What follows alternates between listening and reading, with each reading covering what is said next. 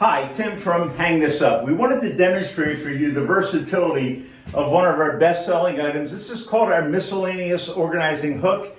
Very simple piece. They install by just pushing the device against the exterior sheathing, drive the screw. So I'm going to demonstrate that for you in this setup here. And literally drive 2 screws and you're done. I wanted to demonstrate the kinds of things that you can hang. So this is a cart that we use for dropping off our orders at the local post office. Works great for something like that. A lot of us have pressure washer hoses in our sheds. It also organizes those very well. And then I also wanted to show you that it works very well for like a lopping shear, something that you would have in your shed. So these are just a few demonstrations of the simplicity of the install and use of the Hangthisup product line. Thanks for allowing us to turn your messy spaces into places that you can be proud of.